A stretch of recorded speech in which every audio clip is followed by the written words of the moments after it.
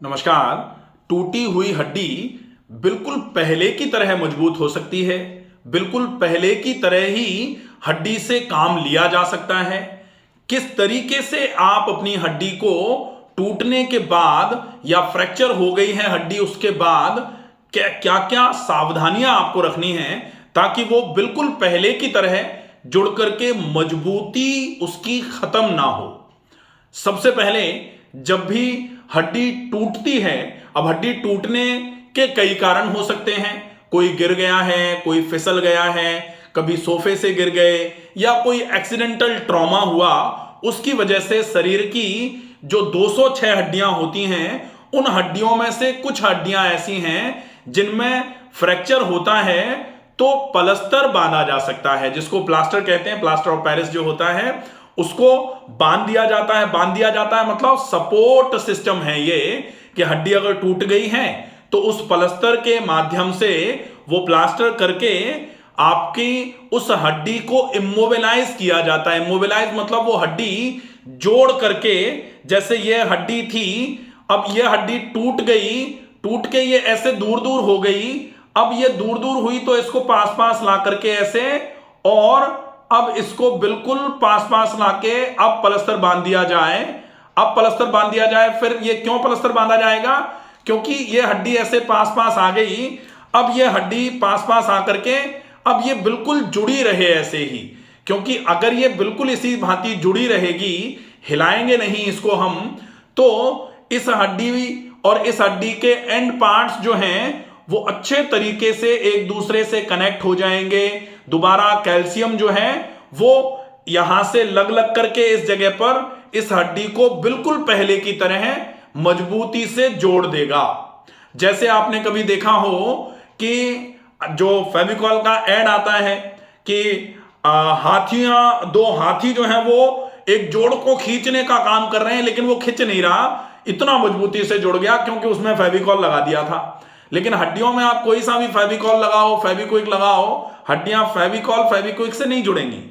हड्डियां जुड़ना ये एक इतनी बेहतरीन प्रोसेस है और ये प्रोसेस आपको बताती है कि बॉडी हील्स इटसेल्फ।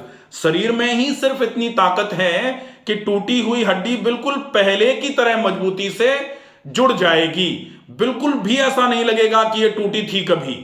अब ये कैसे होगा? इसके लिए बहुत ज्यादा आवश्यक होता है। आप दो तरीके से इसको बिल्कुल पहले की जैसा बना सकते हैं।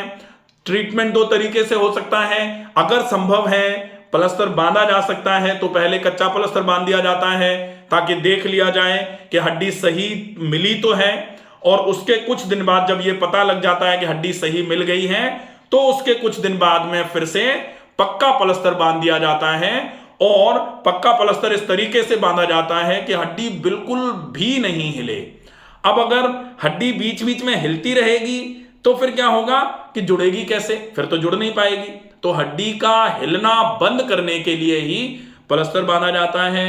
अब प्लास्टर अगर बंधा हुआ है तो हमें भी थोड़ा सपोर्ट करना चाहिए कि वो प्लास्टर जो, जैसे हाथ में हड्डी टूटी है यहाँ की या फिर यहाँ की टूटी है, तो जब प्लास्टर बांधा हुआ है तो हाथ का हिलाना डुलाना बिल्कुल भी ना किया जाए। पहला ध्यान। दूसरे नंबर पर हड्डी के जुड़ने में, जो प्लास्टर के केस में ही बता रहे हैं अभी, कि हड्डी के जुड़ने में कैल्शियम का डिपोजिशन बहुत ज्यादा जरूरी है।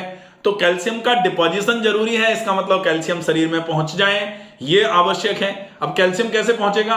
कैल्शियम रिच चीजें जो हैं जिनमें अच्छी मात्रा में कैल्शियम होता है वो हम खाएं। अब कैल्शियम किन किन चीजों में होता है? कैल्शियम होता है दूध में, कैल्शियम होता है दही में, कैल्शियम होता है ज्वार में, जो कबूतर खाते हैं ना ज्वार, उनमें कैल्शियम बहुत अच्छी मात्रा में होता है। मखाने में कैल्शियम बहुत अच्छी मात्रा में होता है। सिंगाड़े में कैल्शियम बहुत अच्छी मात्रा में होता है। बादाम खा सकते हैं कैल्शियम के लिए। और ओवरऑल अगर ऐसा कह दिया जाए कि जो सफेद कलर की चीजें हैं उनमें नमक को छोड़ दिया जाए और मैदे को छोड़ दिया जाए तो बाकी की जितनी भी सफेद कलर की चीजें हैं उनमें बहुत अच्छी मात्रा में कैल्शियम पाया जाता है। जो लोग एग खाते हैं, अंडे खाते हैं, उनके लिए एग वाइट जो है वो भी कैल्शियम का स्रोत माना जाता है।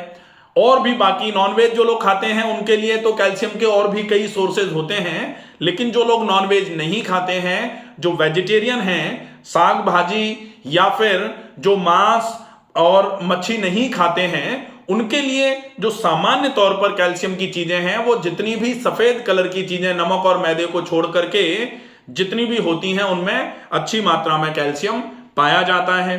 सामान्य तौर पर घर में पाई जाने वाली चीजें, दूध, दही, पनीर खा सकते हैं, या फिर मखाने खा सकते हैं, या फिर ज्वार का आटा उसकी रोटी खा सकते हैं, ज्वार का दलिया बनवा लिया वो खा लिया, सिंघाड़े का आटा ले लिया, सिंघाड़े का आटे का हलवा खा लिया, तो इसमें अच्छी मात्रा में कैल्शियम होता है। गुड़ का उपयोग कर सकते हैं, गुड़ में कैल्शियम भी होता है, फास्फोरस भी होता है, मैग्नीशियम भी होता है, आयरन भी होता है, तो थोड़ी मात्रा में गुड़ खा लिया। गुड़ खाने से अगर किसी को ऐसा लगता है कि गर्मी सी लग रही है, तो थोड़ा सा गुड़ 1 कप सादे पानी के साथ खा लिया, तो वो गर्मी भी नहीं करेगा, वो भी अच्छी बात है। अब होता है कि कैल्शियम आपने अपने शरीर में तो पहुंचा दिया, लेकिन उस कैल्शियम को हड्डी तक पहुंचाना भी आवश्यक है, क्योंकि पेट में पहुंचना और हड्डी तक पहुंचाना ये अलग अलग बातें हैं। अब पेट में से खिंच करके खून में जाए और खून चले तब वो हड्डी तक पहुंचे, इसके लिए आवश्यक है व्यायाम। अब हम कह रहे हैं कि हड्डी को बिल्कुल एक जैसा करके प्लास्टर बांध के छोड़ दिया जाता है ताकि मूवमेंट नहीं हो, अब कह रहे हैं कि व्यायाम करो, तो दोनों चीजें कैसे संभव है? कुछ लोग कहते हैं कि अभी तो आप कह रहे थे कि बिल्कुल मोबाइलाइज कर देना है, लेकिन अब आप कह रहे हो कि व्यायाम करो। तो व्यायाम में कुछ ऐसा व्यायाम करना जरूरी है जिससे खून की चाल अच्छी बनी रहे, क्योंकि ये जरूर है कि जब हड्डी टूटती है तो विश्राम की सलाह दी जाती है, लेकिन विश्राम मतलब आराम तब नुकसानदायक हो जाता है जब आराम की वजह से शरीर में खून की चाल में गड़बड़ी आना चालू होती है, और खून की चाल में अगर गड़बड़ी आएगी तो निश्चित ही कमजोरी बढ़ जाएगी, भूख लगना बंद हो जाएगा, क्योंकि हम बिल्कुल चलना फिरना नहीं कर रहे, पूरे दिन आराम है। तो कुछ ऐसा व्यायाम किया जाए जिससे हम अपने पूरे शरीर में खून की चाल को बढ़ा लें। अब उसके लिए कौन से व्यायाम हो सकते हैं? जैसे मान लो पैर में फ्रैक्चर है तो हम हाथ की एक्सरसाइज कर लें, हाथ में फ्रैक्चर है तो हम पैर की एक्सरसाइज कर लें, सीधे बैठ गए, थोड़ा सा अगर मान लो बैठने में दिक्कत आ रही है तो टिक करके बैठ गए और पैर को सामने फैला करके पंजों का व्यायाम कर लिया, या फिर थोड़ा सा कोशिश करके हम प्राणायाम कर लें। प्राणायाम क्या है? श्वास की क्रिया है। श्वास की क्रिया कितनी देर? कम से कम आधा पौन घंटा सवेरे और आधा पौन घंटा शाम को अगर हम करेंगे तो शरीर में खून की चाल बहुत अच्छे तरीके से बढ़ेगी, और वो बढ़ी हुई खून की चाल जो है वो आपके शरीर में, खून जब चलेगा तो कैल्शियम खून में ही तो है, अब वो कैल्शियम खून में चल करके हड्डी तक पहुंचे और हड्डी पे कैल्शियम लग जाए ताकि हड्डी जल्दी जल्दी जुड़ना चालू हो जाए। इसलिए ये विशेष ध्यान रखना चाहिए कि कैल्शियम अगर आप केवल खा रहे हो तो केवल खाने से कैल्शियम से हड्डी नहीं जुड़ेगी, हड्डी मजबूत नहीं होगी।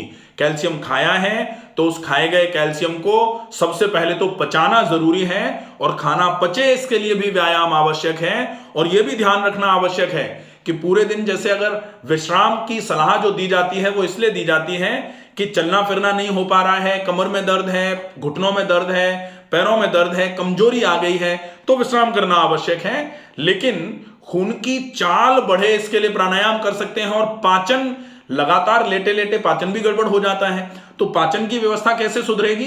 पाचन की व्यवस्था को सुधारने के लिए आप खाने में हल्का खाना खाओ, बिल्कुल जो जल्दी पच जाता है, और उसको भी बहुत चबा चबा करके खाओ, बहुत आराम आराम से खूब चबा चबा करके जब खाएंगे तो जितना चबाएंगे मुंह में ही पानी बना करके जब खाने को पेट की तरफ ले जाया जाएगा तो वो आमाशय में पहुंच करके खाना बहुत जल्दी पाचक रसों के साथ मिलकर के आंत की तरफ जाएगा, और आंत से जल्दी से खिंच करके खून में चला जाएगा।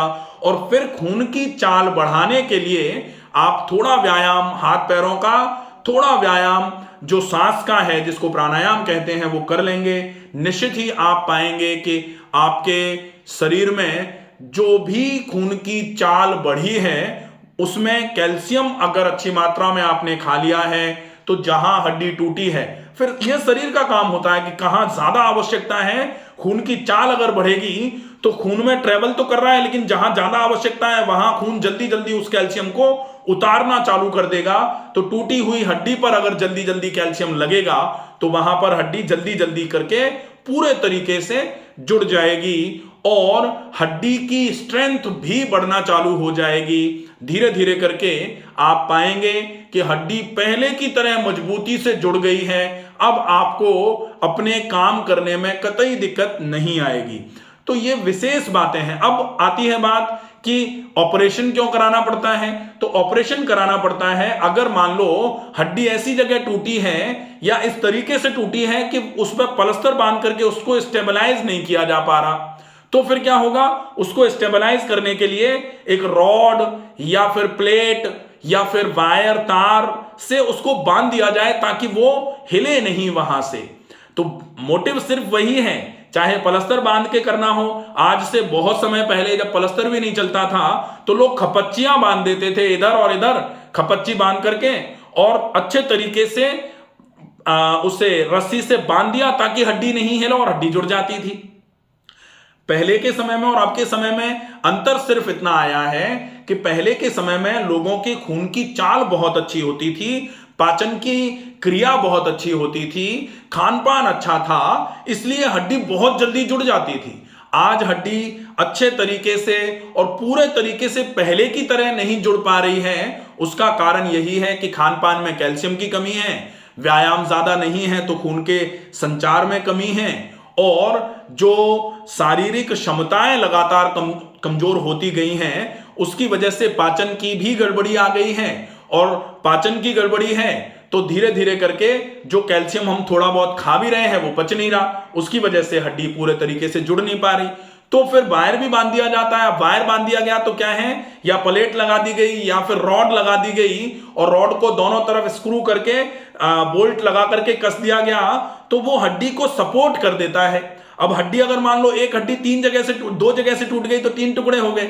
अब वो 3 टुकड़े हुए हैं तो फिर प्लेट लगाना जरूरी होता है। उस केस में प्लेट कैसे लगाई जाती, दोनों तरफ प्लेट लगाई जाएगी कि ये हड्डी टूटी थी तो इधर और इधर दोनों तरफ ऐसे करके प्लेटिंग करके आपकी ये जैसे हड्डी थी ये टूट गई और इस टूटी हुई हड्डी को इस तरीके से मिला करके ऐसे मिला दिया और इस मिली हुई हड्डी को इस तरीके से ऐसे मिला करके अब दोनों तरफ से प्लेट लगा करके ऐसे करके और दोनों तरफ यहां से स्क्रू और यहां से स्क्रू कर दिया तो फिर वो हड्डी पूरे तरीके से जब जुड़ जाएगी अच्छे तरीके से तब फिर ये प्लेटें निकाल दी जाएंगी और हड्डी जो है वो जुड़ी हुई हड्डी बच जाएगी, साबुत हो सही तरीके से।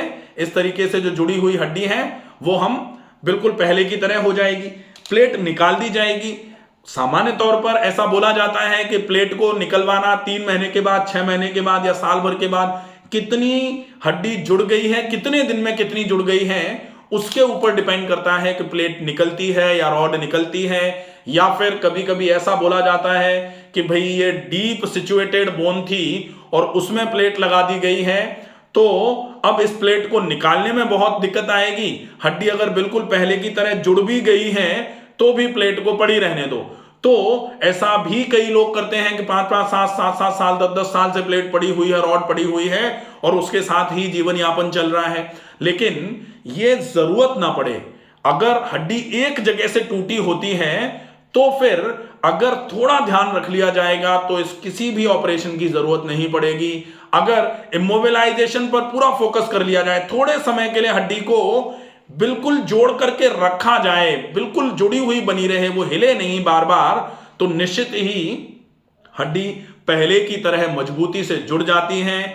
प्लास्टर, कच्चा या पक्का प्लास्टर का सहारा लिया जा सकता है। इससे आपकी हड्डी को इमोबिलाइज करने में थोड़ी सी मदद मिल जाती है। तो इसी से आपकी हड्डी पूरे तरीके से पहले की तरह जुड़ सकती है। अब ये डिपेंड करता है कि कहां की हड्डी है, किस तरीके से स्टेबलाइज करनी है। अगर प्लास्टर से स्टेबलाइज हो सकती है तो प्लास्टर से स्टेबलाइज होगी, और अगर प्लास्टर से स्टेबलाइज नहीं हो सकती है तो फिर वो रॉड या फिर प्लेट का सहारा लेना पड़ सकता है। ये पूरी जानकारी, अगर आपको ऐसा लगे कि किसी की हड्डी टूटी है और किस तरीके से जुड़ सकती है, तो खाने पीने में, व्यायाम में अगर आप अच्छा थोड़ा ध्यान रख लेंगे निश्चित ही, और पेट की सफाई धुलाई पर पूरा फोकस रखा जाएगा, निश्चित ही आपको पूरा आराम हो जाएगा। आशा है ये वीडियो आपको पसंद आएगा। ज्यादा से ज्यादा लोगों तक इस वीडियो को शेयर करें। स्वस्थ रहिए, सुरक्षित रहिए। धन्यवाद।